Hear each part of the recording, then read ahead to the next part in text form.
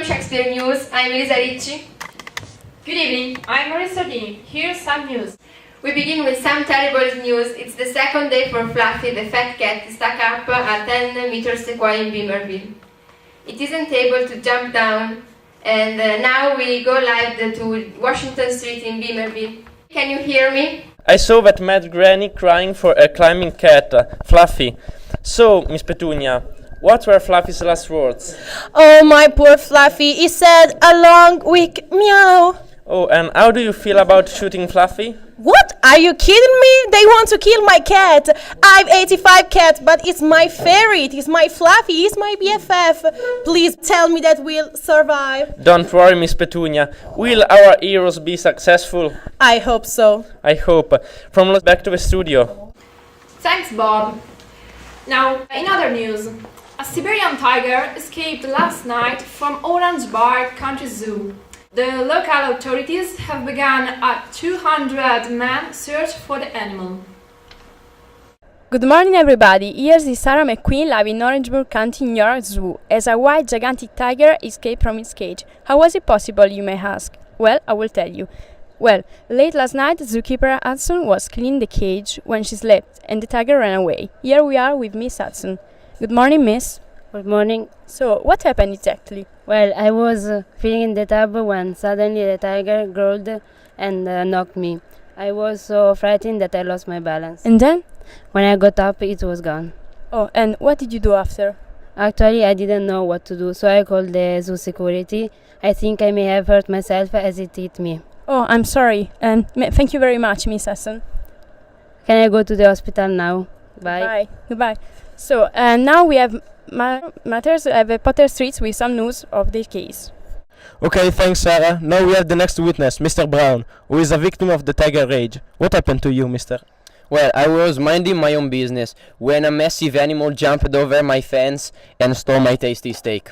Oh, what did you do then?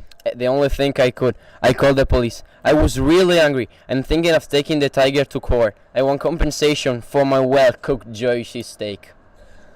I really hope you win this trial, and I wish you the best. Animal Control has been alerted and are moving swiftly to resolve this chaotic situation. Thanks, Mr. Brown. Thank you. I'm Marshall Mathers, live for Liceo Shakespeare News. Back to the station. Thank you for that, Marshall. Now the markets. Oil prices continue to rise this week as the Middle East crisis continues. Thanks, Mary.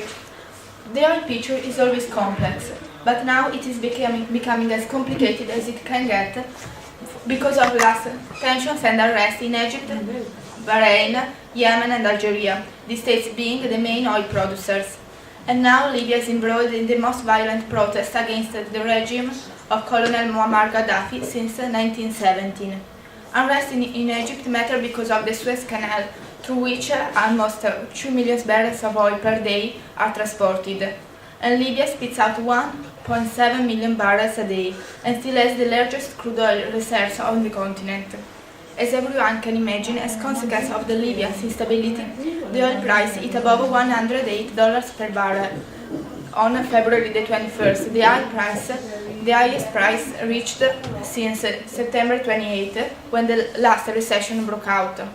And things could go worse if the Libya crisis goes on, for the oil price will reach $220 per barrel. Back to the studio. Thanks, Miriam. There was, however, good news in the technology sector. Paula? Thank you, Elisa. Steve Jobs created a new iPad, presented Wednesday, and it will be on the sale the 11th of March. The shares of Apple jumped immediately on the news. Apple had sold 50 million iPads in only 9 months, but the sale of iPad 2 are expected to exceed all expectations. However, question marks remain about Steve Jobs' health. And now, let's take a look at the weather. Daisy? Thank you, Elisa.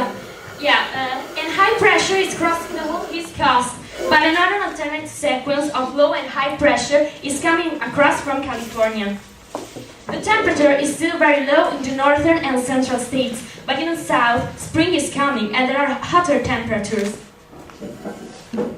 Let's look at the weather all over the country. As you can see, the east and the southern countries are sunny, while the northern countries are still covered with snow. Now we are trying to connect with our outside reporter, Amber. Hi Amber, can you hear me? How is it going in Poughkeepsie? Thank you, Daisy. Today in Poughkeepsie it is a cold and strange day because it has just stopped snowing and the sun is shining. Good morning. What do you think about this weather? I lived here for all my life and I never seen it before. The city is in trouble, everything is blocked and I can't go to work.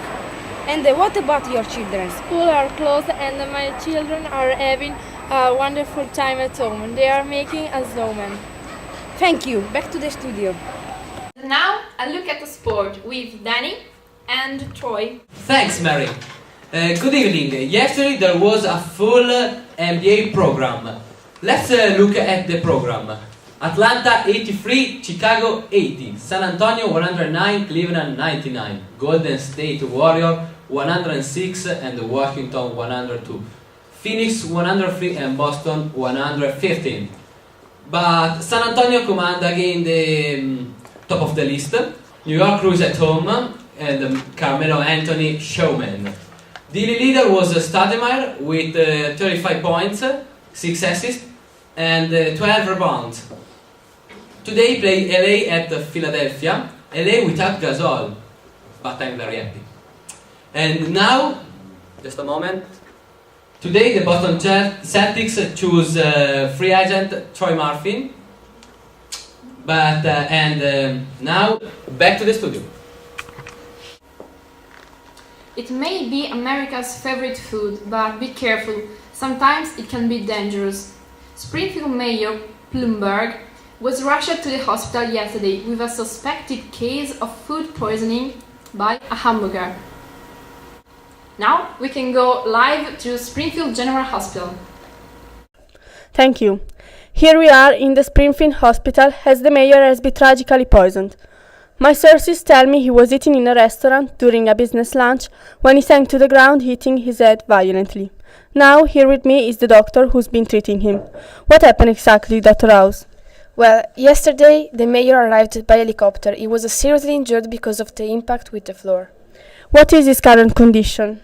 Well, he is in a critical state. He might die any moment, and of course he will never be the same. And what about the poisoning?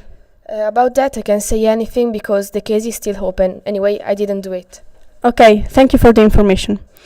Now let's move to the police station where the sheriff is waiting for us. Good evening, Sheriff. What have you already found out about the poisoning? Well, surely it isn't an accident, but there is someone behind the crime. Who could he be? A few days ago, the mayor met a strange mysterious man. Now we are searching for him. We are still investigating the case. Is it possible that the mafia is involved? Absolutely. We are sure that the mafia is deeply involved in Springfield. Once again, the mafia has corrupt Springfield. Thank you, Sheriff. Now, back to the station for the rest of the news. Thanks for that. We wish the mayor luck. Speaking of luck, a syndicate in Dallas yesterday scooped $120 million in the lottery. Trouble broke out because one of the winners ran off with the winning ticket. Debbie has a report for us in Dallas. Debbie, can you hear me? Hi, I'm Deborah from Dallas. A very angry community is desperate because 30 people won $120 million lottery, but someone has stolen the winning ticket. Well, how do you feel about what happened? Oh my god! I have bought a Ferrari and I've spent all my money on a Chanel bag. Now I don't have any money left, and please help me, I don't wanna give up all my expensive shoes. By the way, let's go on. And you, ma'am, why are you angry? I'm angry because my son got a bad mark in math. Okay. As you see, everyone is really angry. See you later for news. Thank you, Debbie. That's it from LWS News team. And I'm Maria. I'm Elisa. Thanks for watching. Good evening. Good evening.